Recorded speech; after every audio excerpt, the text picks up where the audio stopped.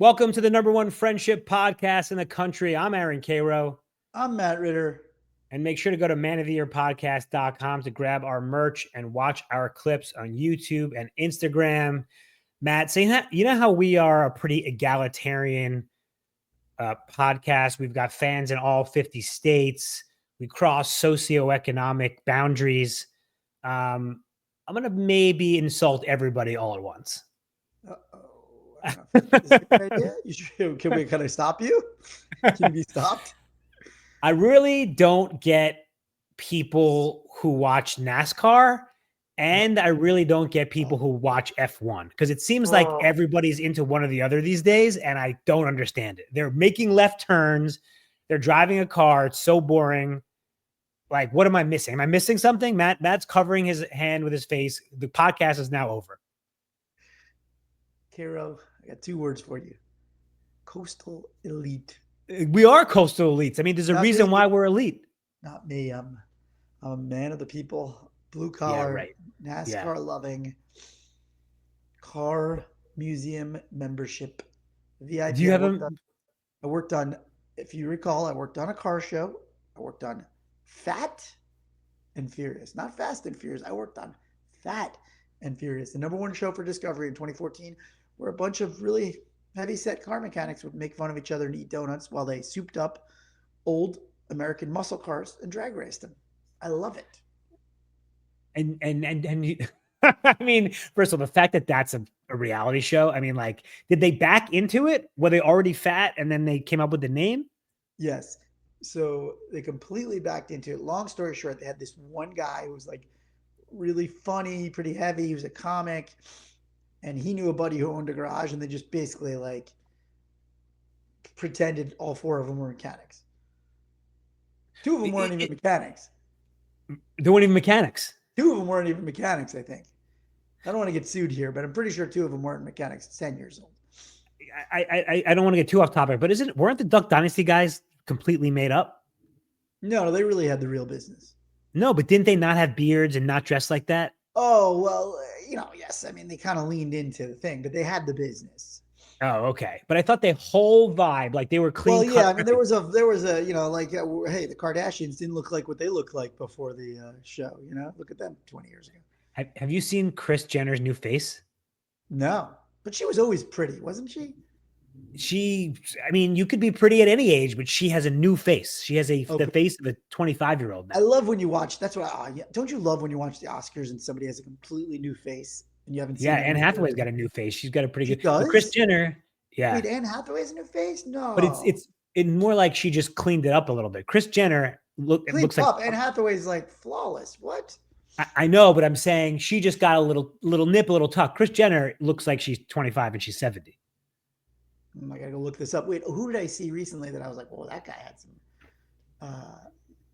yeah. Oh, we're just gonna smear Hollywood people for their work. We're not smearing. I mean, Kris Jenner's the Always Sunny guy had some serious work recently. Have you been watching that show with Megan Fahey and Glenn Howerton? Yeah. But I feel like that guy, like his personality is like, that's his character in the show. Like he's very right. He's like indulging his character by getting work done. Yeah, exactly. Anyway, I just don't get I think F1, I think a lot of people are into F1 now. I think it's like a trendy thing and the Brad Pitt movie, but like, well, no, the show on Netflix really got people into it and a lot of female viewers into it. Because it was really character driven and the guys were, rich and hot and cool and they're fighting each other and all that stuff. But what exactly are you watching? Because you can't see the whole race at once, obviously. Listen, on some level, people argue about this all the time in every sport.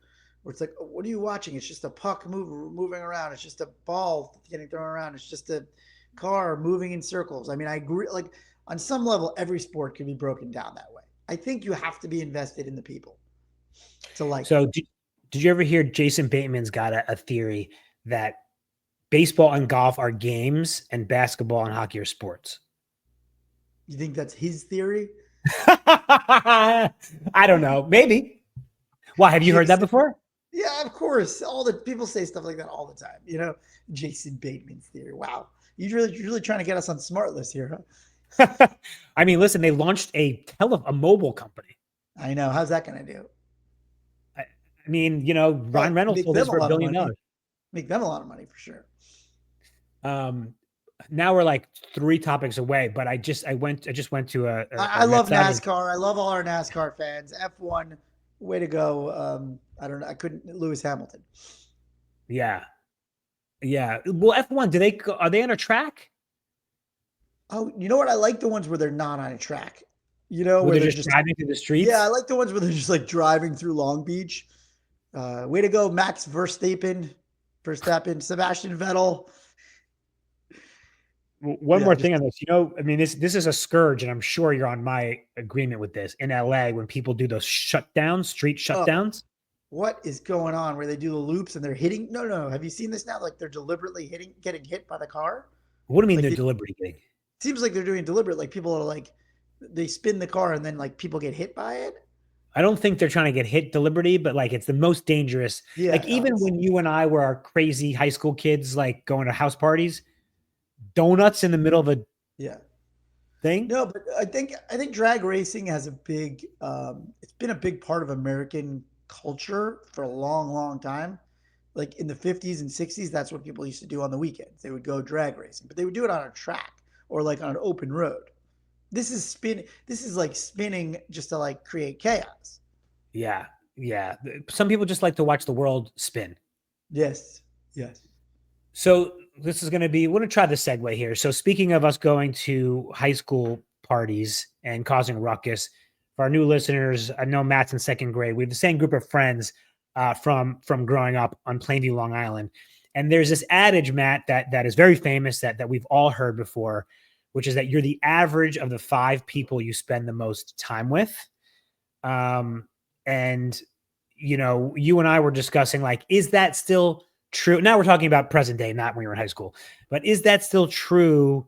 And if not, why? And if so, what can you change your five friends to make yourself better? So I think it's not exactly true. If I wouldn't say, hey, if you were going to ask me, are you the average of the five people? I'd say no. The five people you hang out with shape you in some ways, for sure. Right? There's no way they don't shape you and influence you. Are you can you just like aggregate those five people, mush them together, and that's you? I'm not so sure. Yeah, I mean, I think it's values. It's, you know, theoretically, if I mean, I guess some of it is causation and correlation, right? If you Right. think of our Man of the Year crew, people are doing really well. People are making partner or whatever it is that normal non comedians do. But is that just because now we're all 45 and that's what happens, or is it because we're pushing each other, No, or I think we because are. I think we are because I actually talked to a buddy of mine who doesn't have a crew like that. And he and his wife were like, yeah, we wish we had a crew like that for my husband because he's really the only kind of ambitious one in his group. So I actually was thinking about you when we had talked about this earlier because she was very like matter of fact, like, I really want him to have a circle that's more like you and Karo's. sorry, I'm laughing at we talked about a few episodes about my therapist who said don't told me to Get stop rid of hanging him. out Get with, rid of him. get rid of the crew. This Yeah, is the opposite. who's in her five, loser? She told you to get rid of your crew. Oh, poor Joan. She means so No. well. No, but I think Um, it's a valid question of like, hey, if you are heavily influenced, if you are the five people you spend time with, are you deliberate about picking that five? Can you be deliberate about it? Is it set in stone like forever? And if you want to change it, how do you change it? can we talk about your friend for a moment? Does he have, as much as you can reveal, does he have friends? They're just not like Yes. ambitious, Yes. He's got a crew, but right? he's one of the few kind of ambitious ones in the crew. I got it. Interesting. Okay, that's interesting. That's something that I actually, you and I, or at least I can't super relate to. Our friends are kind of hustlers. Yeah, but I think right, and this guy's a hustler. But I think that's kind of what the crux of this question or this topic is about, right? If you aspire to, I don't want to say better, but if you aspire to different things, if you aspire to have different values or different goals, or if your goals are just deviating, if you've changed as a person and the five people that you've been spending time with all this time they are not growing, or they're stifling your growth, or your values have drifted, is it okay to stay in that same five-person crew? I think the answer is not totally. I don't think you have to just ditch your whole crew, but I think it could definitely help if you swapped out time wise, one or two of those people with other people that fit more. Well, it's interesting, Matt. You said stifle. There are his buddies. I don't even know who this person is. His buddies could be not ambitious, but not. Hey man, what are you working so hard, you pussy? Or they could just be like, hey man, do your thing. Like those are two different things. Yeah, I see a lot of influencers on the internet like trying to press this thing of like, you need to, if your friends are holding you back, you need to leave them. And I think honestly, for the most of us, it's neutral. It's not that they're holding you back. It's Yeah. not that they're pushing you forward. It's that they're busy leading their lives. You're busy leading your life. And in an ideal world, you would have a friend or two that pushes you and you're growing complimentary. And in an ideal world, you don't have friends that or either openly kind of pushing you down or kind of subtly passive aggressively doing it. I think you do need to shed those people, but I think that's just not how it really shapes out. Yeah, I think if you have a good buddy who's a good person, but isn't necessarily like, listen, you and I have discussed. There's people out there who are like, listen, I'm living, I'm working to live, not living to work, Yeah, which is obviously very alien to us, which was probably unhealthy for us. yeah. And if you have a buddy like that, that's a buddy you should cherish. But it's okay to like, hey, I'm doing X, I'm a lawyer, and like I need to have some friends who are trying to climb the ladder so I can commiserate and we can share swap stories and relate to each other and motivate each other. I think they're equally valid, right? I think it's valid to say, I like my friends because I like my friends. Like I don't, it's totally fine to just be like, I don't care. I don't need my friends to level me up. But at the same time, like if you are feeling that you are wanting to grow or you have, a misalignment with those friends, it's also not, there's nothing wrong with you going, I think it's time for me to add another person to my crew that fulfills this need that I'm having. And of course, it's always good to be adding new people to your mix anyway, regardless. And also, we're sort of only talking about this crew in terms of ambition and motivation.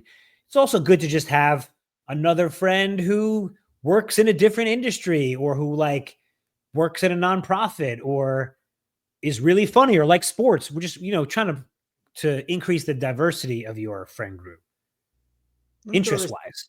Let me throw this one out to you. Yeah. Is there a sense that maybe sometimes a five-person crew, whatever the person crew is, sometimes it just gets stale, and it's maybe just having a new person in there just for the newness of it, for the freshness of that person's dynamic with you and with maybe even a group. Like, is there just something beneficial about kind of cycling a little bit of newness into your five every now and then? Yeah. I mean, dude, can you imagine if we never made another friend since if we were just our man of the year crew? Right. Like you need a nice mix.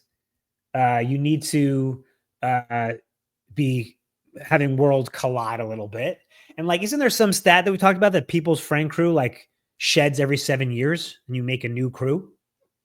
You did send me an article that people shed. What is it? Did they make a whole new crew every 7 years, or what? Or they just it just shifts? It's something saying like it shifts. It's like a cicada. Um, but yeah, of course. Listen, there's Yeah, no, study. We replace our friends every 7 years.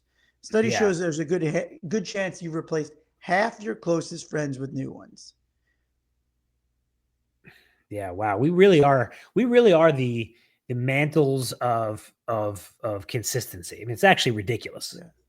So they did a study that questioned more than 1,000 people between ages of 18 and 65. And what they discovered was about only 30% of our closest friends remain tried and true after 7 years, and 48% remain in our immediate social network. Yeah, I mean that tracks with everything we talked about. People are moving. People are bad at keeping in touch. But to your initial question, like it's good to shake things up a little bit. Yeah. You know. Should we take a listener question? Yeah. All right, we'll be right back. Okay, guys, this is asking for a friend. If you have a friendship question or ethical dilemma, send it to us on Instagram, Man of the Year Podcast, and we will answer it on the show.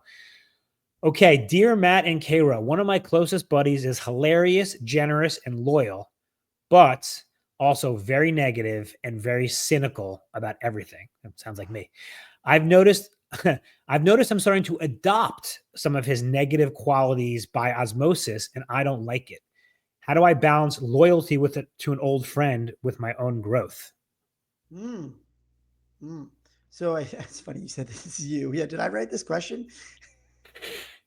It says Matt R. It's weird. Look, I think all your friends have negative and positive qualities. All of them.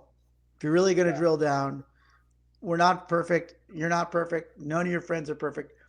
The reason that you're friends with them is that you value net their positive traits way more than the negative. When the negative starts to creep up to the point where it's like, oh my God, this person's so cynical, and that's the thing, right? Because you can be friends with, like Kara said, he's a cynic, like whatever, you know. Actually, you don't like when I call you cynic. You're a realist. Thank you. So if that becomes the overwhelming, not just their trait, if that becomes the overwhelming dynamic of your friendship, if that cynicism becomes the dynamic of your friendship in a way that isn't healthy to you, that's when you have to go, this isn't serving me. It's not just, oh, well, I'm going to assess my friends. I don't want any cynics in my circle. You could do that. If having cynics in your circle just isn't healthy for you and you just want super duper positive people all the time, like I get it. But I don't think you need to write off your friends because they have, certain negative traits in and of themselves if they're not, kind of overwhelming the friendship.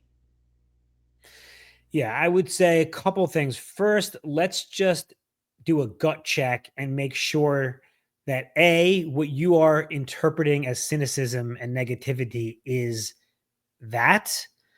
Uh, maybe he's got a reason to be cynical. Maybe something happened to him. Is this topical? Did he just have a breakup or a firing or a illness in the family, and that's why? And are they, as you would say, going through something? If they're just like this is their negative Nancy, they've always been like that. It's only getting worse. You're around them. You don't feel good about yourself. I don't love that, Matt. I mean, I agree. I'm kind of usually we don't agree on the listener question. There's not really anything much you could do. You're not going to tell the guy, Right. like, man, you're so negative. It's hard. Uh, you It's know, hard. I wonder if those people would help them to get somebody to give them that straight talk though. I think they know. well, it's interesting, Matt. I can't remember if I told you this, but I've been getting fed a lot of Mel Robbins. TikTok is feeding me a lot of Mel Yeah. Robbins. Yeah. And, every once in a while, I'm like, yeah, Let you them. know, I got hit Let by a them drunk feed driver. me. Let them. Let them Let them. feed me Mel Robbins. I you got know, hit and by she a was, drunk driver. I got hit by a drunk driver. Let them. You said. let them. She was saying that, like, you can never get anyone to change. Yeah, you can't. Uh, and then, of course, that becomes another joke. Let's say, Matt, you have a drinking problem. So I shouldn't say anything to you? No, but I hear. But I'm just saying. I think there's two things. There's one which like you can say something to the extent that it frames your relationship better. It's like, listen, man. Every time we hang out, it's like, you know, can we just talk positive sometimes? Like, say, save some of it. Like, I think there's maybe a way to phrase it. It's like you're not going to make that person not be a cynic, but you could make your interactions with them less cynical all the time. Oh, okay. Say more about that. So I think if you were going to say anything to them, just be like, listen, man, I feel like the last few times we've hung out, it's been kind of dark. Like, let's lighten it up next time. Something like that. I think that gives a little bit of a hint. They're always going to regress back to their cynical ways, but maybe there's then maybe that'll be received a little bit, you know. But I agree, you're not going to change anybody. And yeah, it's the question of, you do what's best for you, man. If it doesn't serve you to be around somebody that's values don't align, that's, whatever it is that's going on between your dynamic, you have the freedom to change that at any given time. I was going to make a little pun that those kind of people always regress to being mean. Ooh, regress to being mean. What about this, Matt? What if you attack or counter attack their negativity with radical positivity? Doesn't help. Okay. Because I think in general, the people that are writing in or saying these things about their cynical friends are generally usually pretty positive people. So it's not I like mean, you they're don't, not already. It's not like they're not already walking around being themselves. right. I don't know if they're like, oh, this restaurant sucks. I don't know. I think it's actually pretty good. That just doesn't do anything. I don't think so, but worth a shot. Yeah. But he also says he's hilarious, generous, and loyal. So I don't know. Maybe it's just like small doses. Yeah, right. Oh, that's the other thing too. You could always change the quantity to actually find that when you bucket your friends properly, you appreciate them a lot more. So if you're having a weekly friend that should be a monthly friend, that could be the cause of the friction. Then it's like, oh, that guy's funny. And I don't even mind that he complained about the food. Matt, you know what you're sort of talking about is friendship amnesia. Mm, right, right. That you forget the guy's cynical because you haven't seen him in a month. Yeah, yeah. And it doesn't bother you as much. Yeah, theoretically, theoretically, it doesn't bother you as much. So the Yeah, dosage, I'm saying maybe it's the dosage. right. Maybe Oh, the that's friendship interesting. dosage is off. Maybe the friendship dosage is off. And you're taking 10 milligrams. You only need 1 milligram of this guy. Yeah, I like that. The dosage is off. I'll write I that said one that because down I too. said that because I'm on creatine. Is that why you're so aggro? Jacked up. What is it? What does it do? Who knows? You just take any powder that one of our friends who's a doctor tells you to. No, you know me. I'm a fad follower, a Yeah, late trender. And I started yeah. texting with our friend group, a couple of other chats I'm in. And I was like, is anybody thinking? I'm thinking about creatine. Is anybody on it? Everybody scoffed at me. Like, where have you been? You're just thinking about creatine in June 2025? But why? What does it do? We're men in our 40s. It gives us back the things we've lost, things that have been taken from us. I don't know. I can't. I mean, creatine isn't that like make you go crazy? Karo, we'll find out. I just, I mean, how big is the scoop? How big is the tub? The tub is big, but it goes within a bigger scoop of protein powder. What do you mean? You putting creatine in your protein? Yeah, And they're not the same thing. You can double it up yeah, you don't. When do you take the protein? When do you do all in this? the morning after I eat breakfast. I don't. I don't think that protein like that. That's not like protein. That doesn't do anything. Like maybe after a workout. Yeah, agree to disagree. Like I've googled. I've done a lot of No, protein you research. need Like you need 150 grams of protein. I mean, you need a lot of protein a day. I, I'm since you always eat salmon and a salad every day, and you always have for 10 years, according to you, Yeah, you've I got have plenty. enough. I have enough. I'm trying to get more. Yeah, it's that's not My protein and creatine cup runneth full. the scoop runneth over. I can never get the scoop right. I'm always Jess hates this.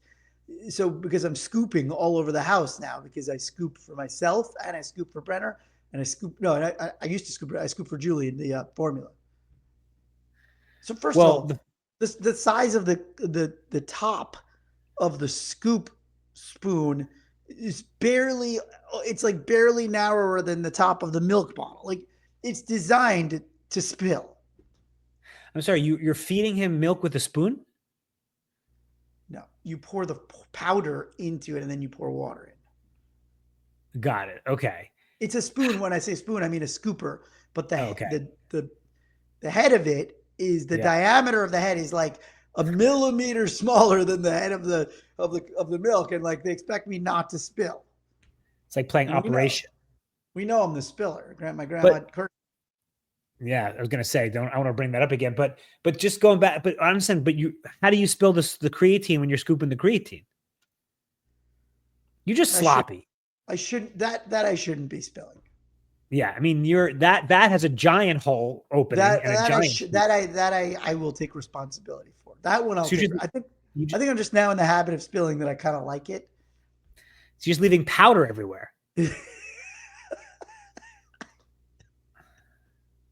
It looks like Pablo Escobar's house. I mean, you're I'm running out of pain. Like, I have to, like, listeners, I have to go and double check Matt's podcast uploads. Early this week, I didn't even bother telling you because it's just, you don't even deserve my. Do you know the trend of, like, it kind of went away, but like when Gen Z is texting and they're really sort of something crazy happened, they go uppercase, lowercase, uppercase, lowercase, you know, in a text, you know what I'm talking about? No, I do. I don't know what the Gen Zs do. You know, you would write he spilled it everywhere, uppercase E, lowercase V, I don't know, whatever. Anyway, you somehow put the title of our thing mixed caps. Lowercase, like, uppercase, yeah, lowercase. the first three letters were the wrong caps, and I'm just like, who even does that? How do you even do that? That could have been Brenner playing with the keys as I was typing. You never know. Bullshit. Get the fuck out of here. Who do you think I am? I mean, do you think I'm some sort of fool? I don't know. It could have been my son on my lap typing on the keyboard. That's even worse. Just check it. Just double check the upload. It's just so rude. So fucking rude. Anyway, I'm the average. My average is getting dragged down. My mean is getting dragged down right now. What was it? Where were we going with this? Well, I think, did we answer the question? Yeah, the question is, do what's healthy for you. That's what the answer is. You don't have to discard somebody. You could lower the dosage, or you could cycle them out, or you could, but like, it sounds like they have a lot of good qualities you like, and it sounds like you enjoy spending time with them. Yeah, I think lower the dosage, just like Matt should lower the dosage of his creatine. Okay, guys, that was asking for a friend. If you have a friendship question, send it to us on Instagram, and we will answer it on the show, Man of the Year podcast. All right, final thoughts. Is the adage true? You're the average of the 5 person you spend the most time with. I mean, obviously, it's not scientific. I think it's vibe-wise, it's probably true. I'm a 2-year-old now, average. Right, exactly. What does spend time with mean, you know? Yeah. I've got 2 kids under 2 that I spend the most time with, and my wife. That's also, what if the out of the 5? Right. I mean, also, if we had day jobs, we'd be spending most of our time with our coworkers. So right. So do you become your coworkers? Maybe. Yeah. Is it? I think it was. Karen, my sister's gonna get mad at me, because was it true or was it a myth that when you work together as a woman, your menstrual cycles? I gotta look that one up right now. Oh God. I think maybe it was. I think it's a myth. Think up at work. No. It was a myth. Untrue. Wow. Okay. Right. I knew that. I know how the woman's no, they just don't work that way. No, not true. That's just not. I'm glad I wasn't the one who made that hypothesis.